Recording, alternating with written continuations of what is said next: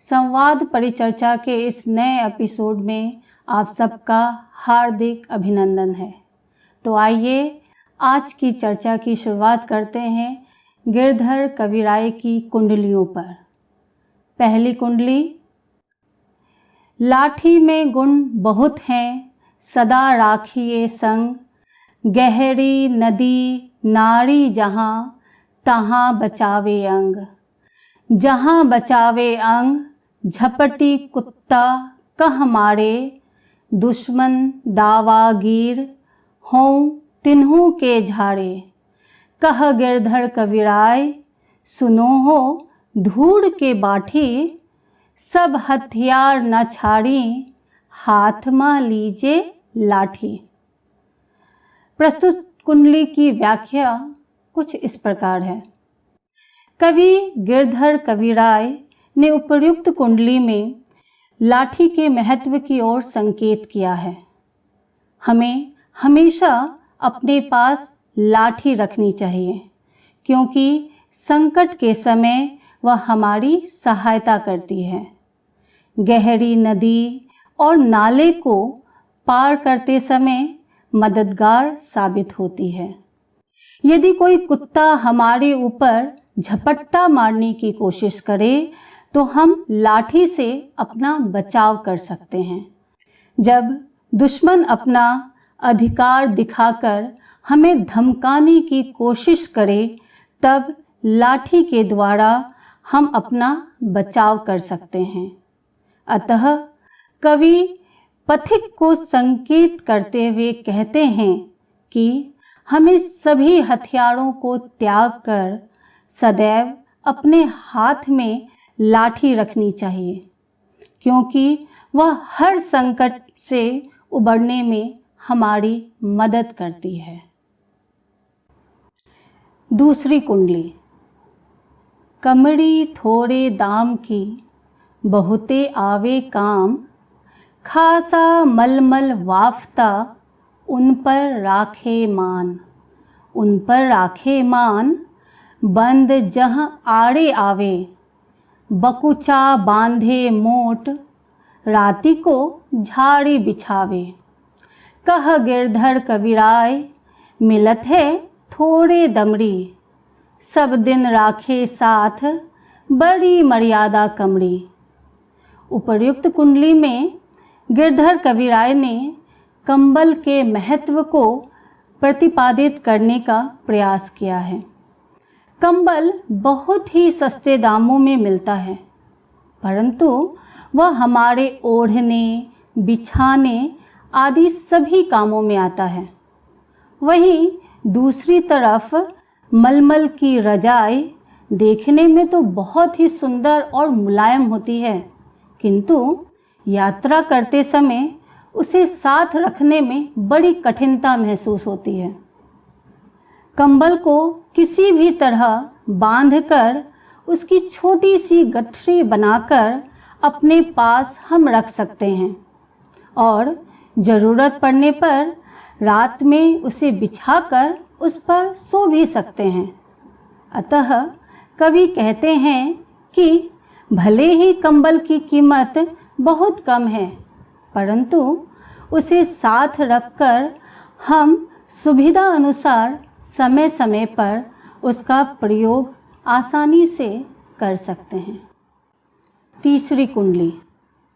गुण के गाहक सहस नर, बिन गुण लहे न कोई, जैसे कागा कोकिला, शब्द सुने सब कोई। शब्द सुने सब कोई, कोकिला सबे सुहावन, दो के एक रंग, काग सब भय अपावन। कह गिरधर कविराय सुनो हो ठाकुर मन के, बिन गुण लहे न कोई, सहस नर गाहक गुण के। प्रस्तुत कुंडली में गिरधर कविराय ने मनुष्य के आंतरिक गुणों की चर्चा की है। मनुष्य की पहचान उसके गुणों से ही होती है। गुणी व्यक्ति को हजारों लोग स्वीकार करने के लिए तैयार हो जाते हैं, लेकिन बिना गुणों के समाज में उसकी कोई महत्ता नहीं। जिस प्रकार कौवा और कोयल रूप रंग में तो एक समान लगते हैं, किंतु दोनों की वाणी में जमीन आसमान का अंतर है। कोयल की वाणी मधुर होने के कारण वह जनमानस में प्रिय है, वहीं दूसरी ओर कौवा अपनी कर्कश आवाज़ के कारण सभी को अप्रिय है। अतः कवि कहते हैं कि हमें अपने मन में इस बात की गांठ बांध लेनी चाहिए कि संसार में गुणहीन व्यक्ति का कोई महत्व नहीं होता। चौथी कुंडली। साईं सब संसार में मतलब का व्यवहार, जब लग पैसा गांठ में तब लग ताको यार, तब लग ताको यार, यार संग ही संग डोले, पैसा रहे न पास यार मुख से नहीं बोले। कह गिरधर कविराय जगत यही लेखा भाई, करत बेगर्जी प्रीति यार बिड़ला कोई साई। प्रस्तुत कुंडली में गिरधर कविराय ने समाज की रीति पर व्यंग्य किया है तथा स्वार्थी मित्र के संबंध में बताया है। कवि कहते हैं कि इस संसार में सभी स्वार्थी और मतलबी हैं। बिना स्वार्थ के कोई किसी से मित्रता नहीं करता। जब तक मित्र के पास धन दौलत है तब तक सारे मित्र उसके आसपास मंडराते रहते हैं। मित्र के पास जैसे ही धन समाप्त हो जाता है सब उससे मुंह मोड़ लेते हैं। संकट के समय भी उनका साथ नहीं देते हैं। अतः कवि कहते हैं कि संसार का यही नियम है कि बिना स्वार्थ के कोई किसी का सगा संबंधी नहीं होता। पांचवी कुंडली। रहिए लटपट काट दिन, बड़ू घाम माँ सोए, छा न बाकी बैठिए, जो तरु पतरो होए, जो तरु पतरो होए, एक दिन धोखा देहें, जा दिन बहे बयारी, टूटी तब जड़ से जहें। कह गिरधर कविराय छाँ मोटी की गहिए, पाती सब झरी जाएं, तो छाया में रहिए। प्रस्तुत कुंडली में कवि गिरधर राय ने अनुभवी व्यक्ति की विशेषता बताई है।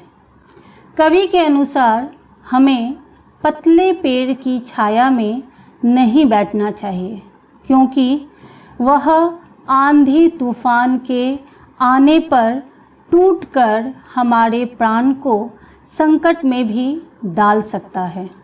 इसलिए हमें सदैव मोटे और पुराने पेड़ों की छाया में आराम करना चाहिए, क्योंकि उसके पत्ते झड़ जाने के बावजूद भी हमें पूर्ववत शीतल प्रदान करते रहते हैं। अतः हमें अनुभवी व्यक्तियों की संगति में ही रहना चाहिए, क्योंकि अनुभवहीन व्यक्ति हमें पतन की ओर ले जा सकता है। छठी कुंडली। पानी बाढ़े नाव में, घर में बाढ़े दाम, दो हाथ उलीचिए, यही सयानो काम, यही सयानो काम, राम को सुमिरन कीजिए, पर स्वार्थ के काज शीश आगे धर दीजिए। कह गिरधर कविराय बड़ेन की यही बानी, चलिए चाल सुचाल, रखिए अपना पानी। प्रस्तुत कुंडली में गिरधर कविराय ने परोपकार का महत्व बताया है। कवि कहते हैं कि जिस प्रकार नाव में पानी बढ़ जाने पर हम उसे दोनों हाथों से बाहर निकालते हैं, अन्यथा नाव के डूब जाने का भय बना रहता है, उसी प्रकार घर में ज़्यादा धन दौलत आ जाने पर हमें उसे परोपकार में लगाना चाहिए। कवि के अनुसार अच्छे और परोपकारी व्यक्तियों की यही विशेषता है कि वे धन का उपयोग दूसरों की भलाई करने के लिए करते हैं और समाज में अपना मान सम्मान सदैव बनाए रखते हैं। 7वीं कुंडली।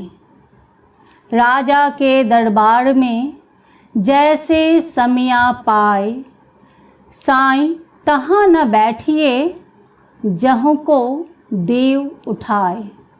जहाँ को देव उठाए, बोल अन बोले रहिए, हंसिए नहीं हाय, बात पूछे ते कहिए। कह गिरधर कविराय, समय सो कीजे काजा, अति आतुर नहीं होय, बहुरी अन खें राजा। प्रस्तुत कुंडली में कवि गिरधर राय जी ने बताया है कि हमें अपने सामर्थ्य अनुसार ही आचरण करना चाहिए। कवि कहते हैं कि जिस प्रकार राजा के दरबार में हमें समय पर ही जाना चाहिए और ऐसी जगह नहीं बैठनी चाहिए जहाँ से कोई हमें उठा दे। बिना पूछे किसी भी प्रश्न का जवाब नहीं देना चाहिए और बिना मतलब के हंसना भी नहीं चाहिए। हमें अपना हर कार्य समय अनुसार ही करना चाहिए। जल्दबाजी में ऐसा कोई कार्य हम न करें जिससे राजा हमसे नाराज हो जाएं। गिरधर की कुंडलियाँ क्या आज भी प्रासंगिक हैं? गिरधर कविराय की कुंडलियाँ दैनिक जीवन की बातों से जुड़ी हुई हैं और सीधी सरल भाषा में कही गई हैं। वे प्रायः नीतिपरक हैं, जिनमें परंपरा के अतिरिक्त अनुभव के पुट भी हैं। गिरधर कवि ने नीति, वैराग्य और आध्यात्म को ही अपनी कविता का विषय बनाया है। जीवन के व्यवहारिक पक्ष का इनके काव्य में प्रभावशाली वर्णन मिलता है। वही काव्य दीर्घजीवी हो सकता है जिसकी पैठ जनमानस में होती है। इस आधार पर गिरधर की कुंडलियाँ आज भी प्रासंगिक हैं, क्योंकि उनमें लाठी और कंबल जैसे दैनिक जीवन में आने वाली वस्तुओं की महत्ता का वर्णन है। कोयल के समान गुणी व्यक्ति की समाज में आवश्यकता पर जोर है। निस्वार्थ भाव से अपना कर्म करने की सीख है और सामाजिक जीवन में उचित आचरण की जरूरत भी है। धन्यवाद।